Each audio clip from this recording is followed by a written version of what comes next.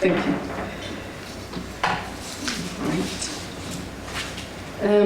Professor Paul Ekins, he's a coordinator in a PAF project, and he's professor of the Resources and Environmental Policies and a director in the Institute of Sustainable Resources from the University College of London. It's a pleasure to have you here. The floor is yours.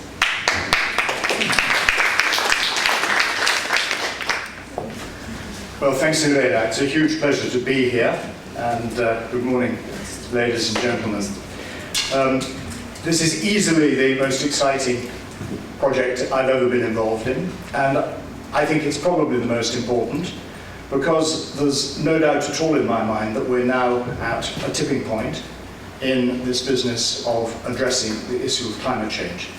The next few years will determine whether we actually get a grip on what needs to be done.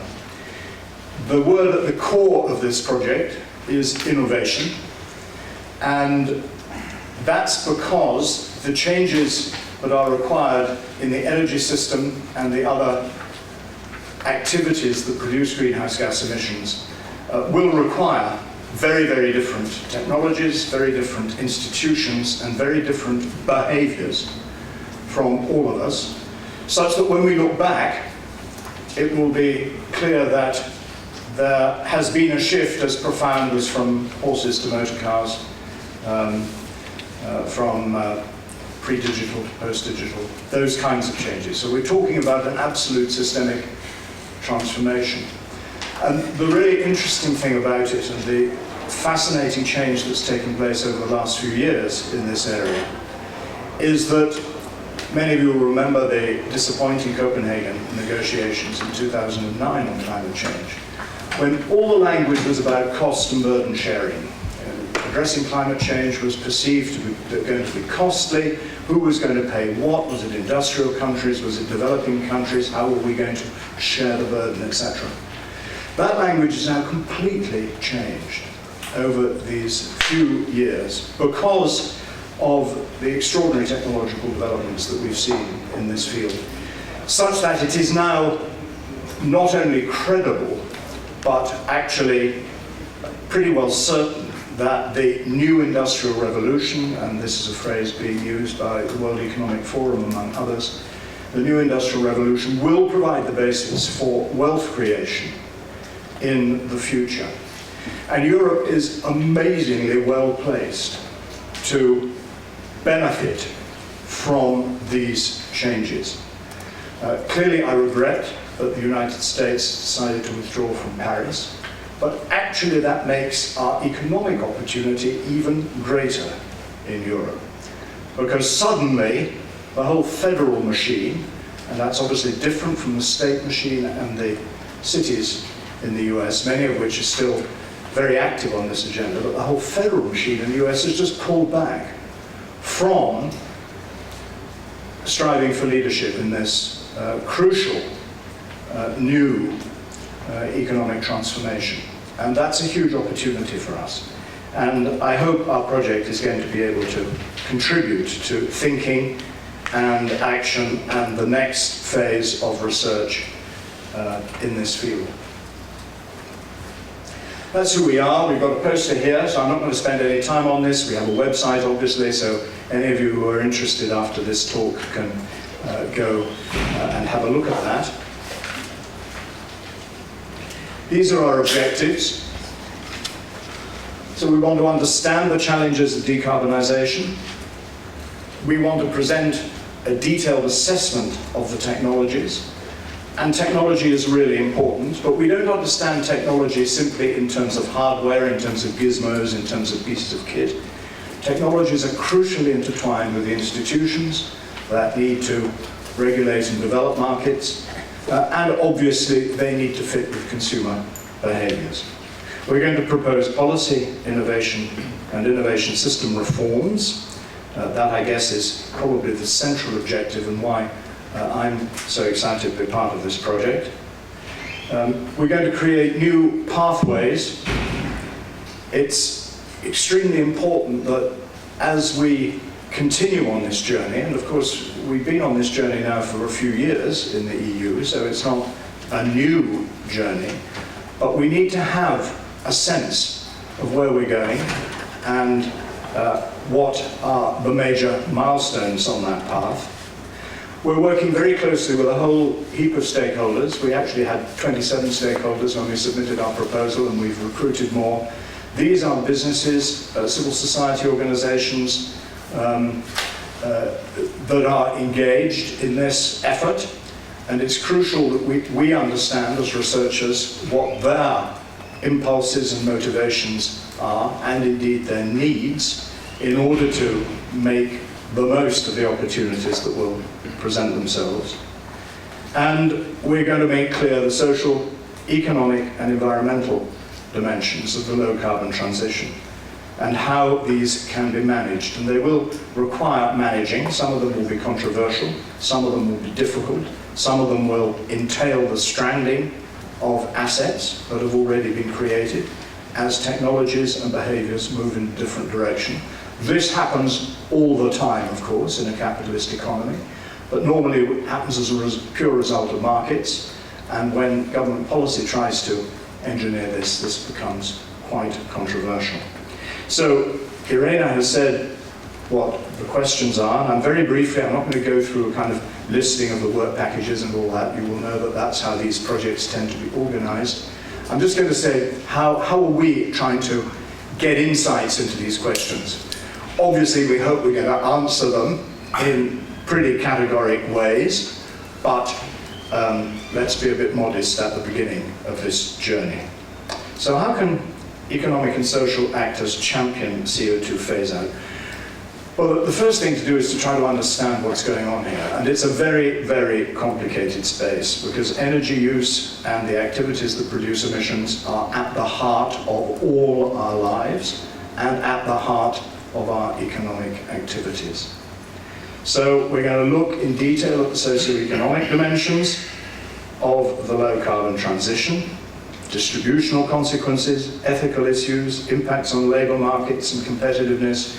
This has in some way to speak to the growth and jobs agenda of the European Commission. We're going to map the innovation systems. For some of you that may be an unusual concept, but the way in which researchers are now thinking of the way in which innovation happens in our society is that it is a multidimensional, interconnected system whereby actors do things differently for particular objectives. In the past, these have been market-driven objectives, profit-seeking objectives, and obviously that is still very important, and that connects with the economic dimension. But increasingly, we're concentrating on what's called mission-driven innovation. And clearly, the mission, in this sense, is decarbonisation. Markets are not going to achieve that by themselves. They need guidance. Guidance through price signals, guidance through regulation, guidance through all other kinds of policy instruments. And that guidance happens through something called an innovation system. And we're going to have a look at that in different sectors and for different countries which are up there. And we're going to co-design these pathways, as I've said, with a wide group of stakeholders. Then the million-dollar question, quite literally actually a several billion-euro question about whether deep decarbonisation initiatives can be reconciled with the political objectives, political and economic objectives of the European Union. And the answer is yes, they can, through mission-driven innovation. They can, in principle. We've never been there before. No society has attempted to achieve what we are now trying to achieve with a socio-economic system like the energy system, to decarbonize that over a period of decades and create the technologies and the behaviors and the institutions that will do that before markets are ready fully to push the process through. So through one of our work packages, we're going to be co-designing policy packages. I say co-designing because that's where our stakeholders come in again. And we're going to be assessing the implications for the macroeconomy. So we want to know what might happen.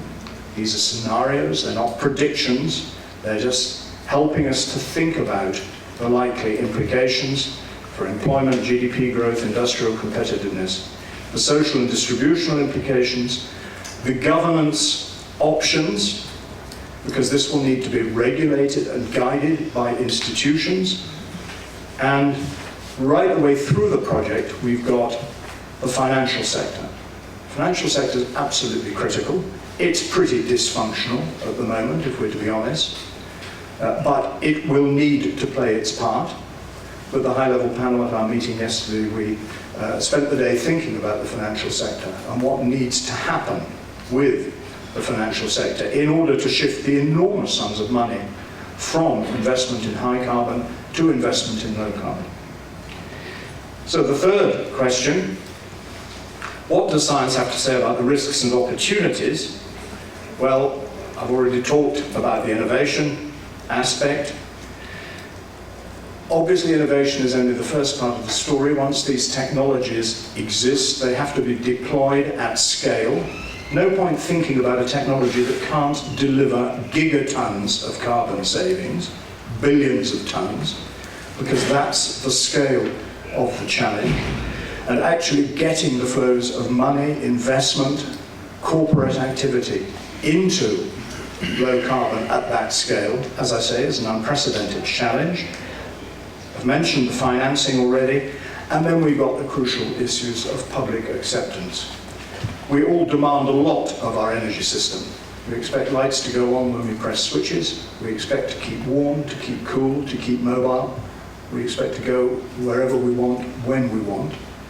And to do that in a decarbonized way when the foundation of all those services has been fossil fuels for the last 100 years, well, you can see that that is quite a challenge. So the whole issue of public acceptability is absolutely critical. Our outputs, obviously, as academics, we're going to produce lots of papers that we're going to publish, etc., etc. Well, that's fine. That'll be read by a few dozen people, and that's good.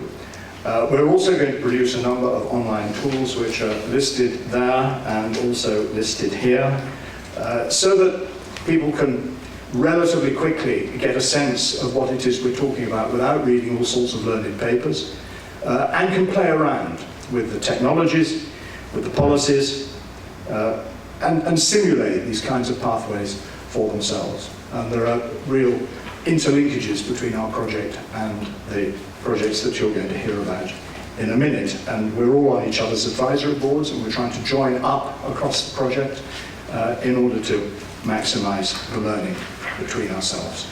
So that's a helicopter view of InnoPaths, and we've 6 months in to a 4-year project, so we haven't got far down the road yet. I welcome your questions and comments. Thank you.